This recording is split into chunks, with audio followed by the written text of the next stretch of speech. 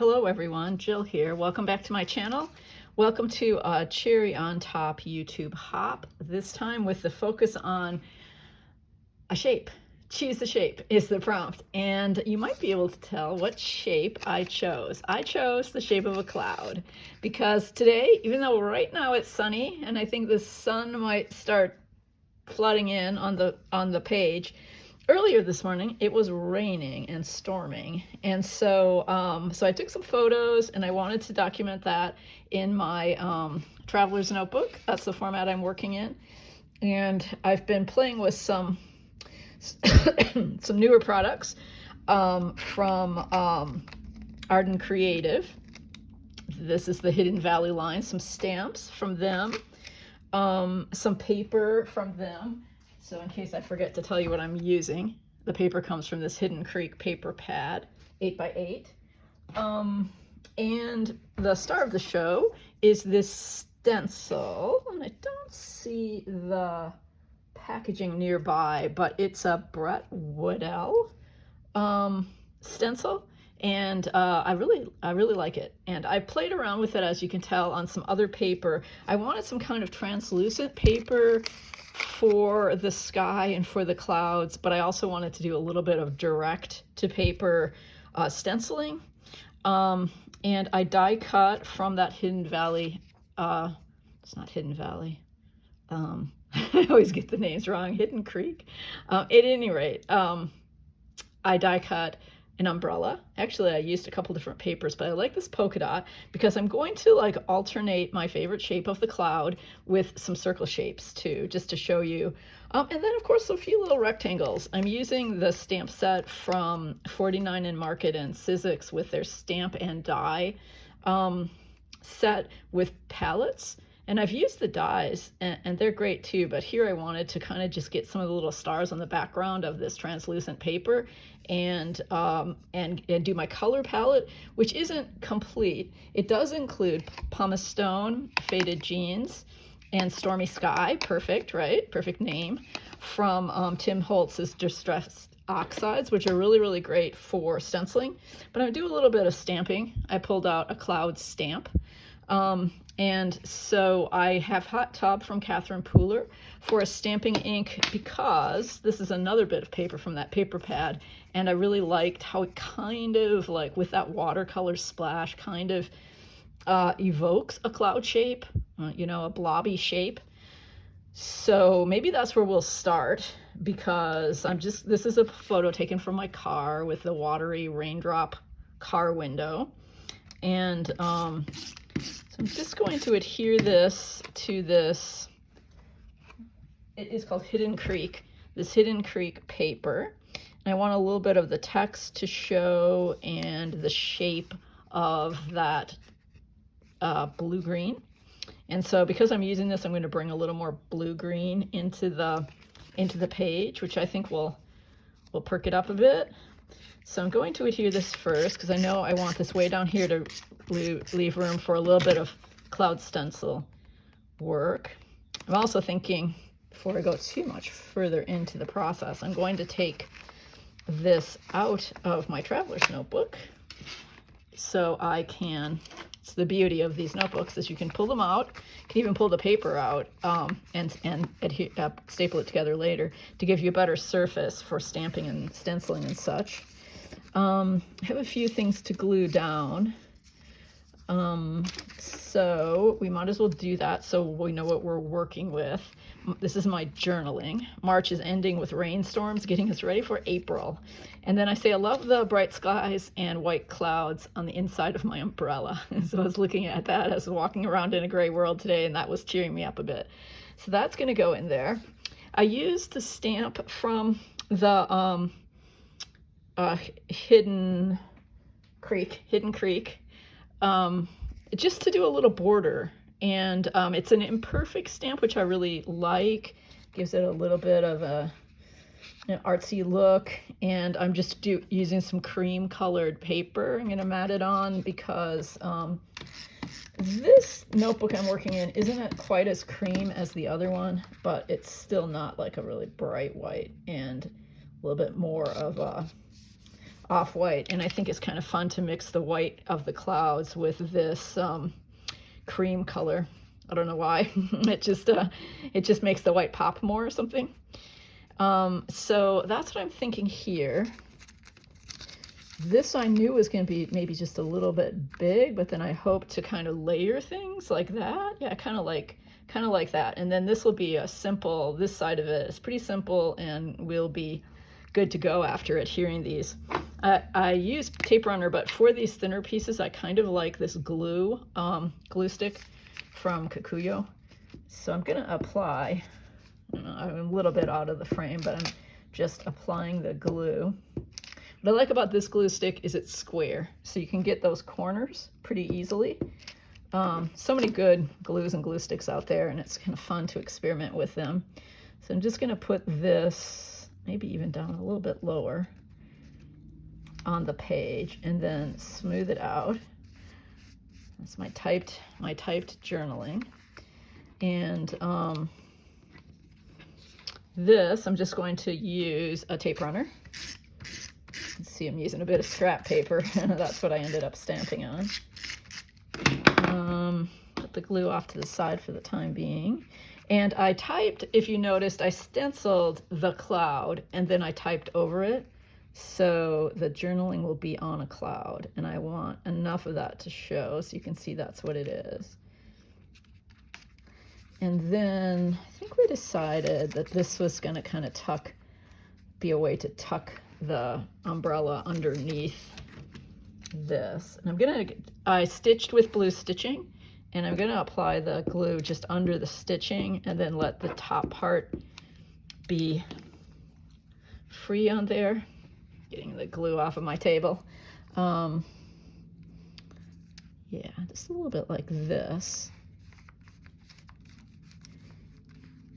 I like the way this thin paper, when you glue it down, can melt into the page, but I also kind of like ragged edges or bits of it that stick up to add a little bit of interest and texture.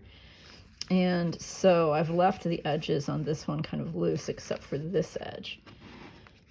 Okay, everything's adhered except this and the umbrella, and then I'm going to leave a little space to do a little more stenciling on camera.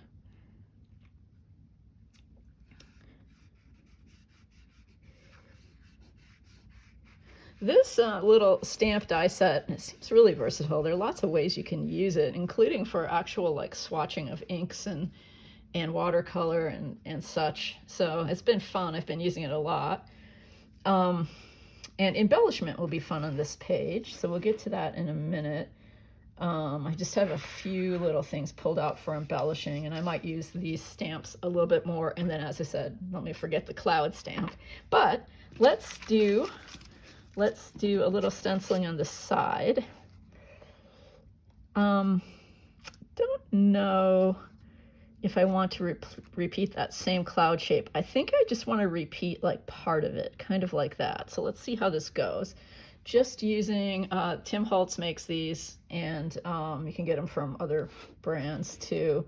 Let's see what we want to do for colors. Stormy Sky is a great one. And then I think I want to also apply a little bit of a darker blue along the bottom edge. So I don't know if you can see that I'm just picking this all up on the same, long as I'm blending them together, I'm picking it up on the same applicator tool. There, that looks pretty cool. I like it. And then that echoes this, but it's a little different since this is halfway off the page. And then I think I'm gonna push really hard on this and let's get a little pumice stone in there since the clouds were pretty gray. Oh, and I still have blue on, which is fine because it brings that blue back in even as I go more gray. I'm kind of going over the edge here deliberately to bring the two pages together and create one sky. Yeah, clouds, that's my cloud shape. And then let's just do a little one up here. I'm gonna go back to Stormy Sky for that and keep that pretty simple. And there we have it. Now there's a little room right here, which is good because I'm going to put my die cut umbrella in there, which I I did with that Hidden Creek paper. Yeah, can you see the whole thing? It's kind of coming together. I know the bright here is really bright, and I'm going to also bring a little bit more of this color in. And I think with some sequins, I got Oslo. I think that there's some really bright blue sequins in here. Yeah, so those will kind of pull a little bit more of that bright color into the page. Okay, so this I'm just going to use tape runner, and it's got a fairly fragile handle, and I don't want to necessarily even adhere the whole handle, and I want it a little bit at an angle, and I want the handle on the white part so you can see it. There. Let's see.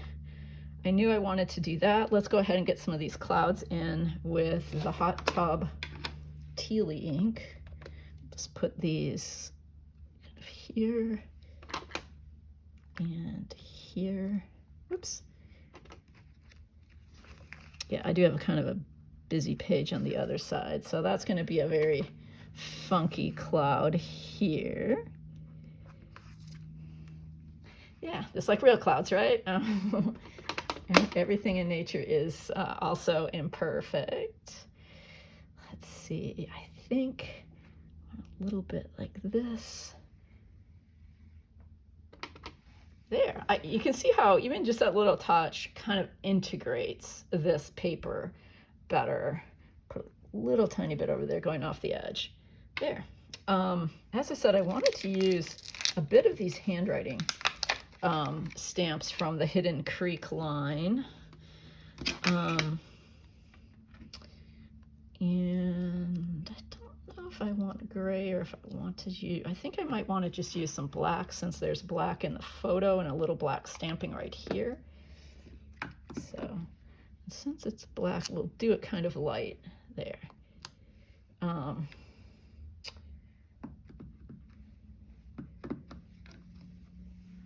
little bit across here, just to add a little texture. I think a bit down here. There we go. Good. I'm liking the way that it's turning out.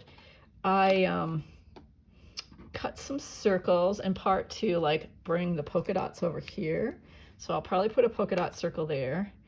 I might put another one that's like partially showing, like right there.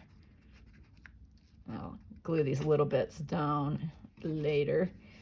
And then as long as we have the umbrella over here, I'll probably just put that kind of grayish background paper side over there. And then I'll just sprinkle these around. As I said, I'm not going to. This is from London, so they're nice and foggy grays. I just would have, I think, a few in about 3 different spots on here. And yeah, these take a little bit of time to glue down, but they're worth it, and it doesn't usually take as long as you think it's going to.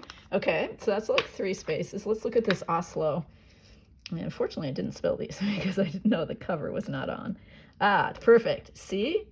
I think this really bright blue sequin in this collection is super nice to, and yeah, there's a teal.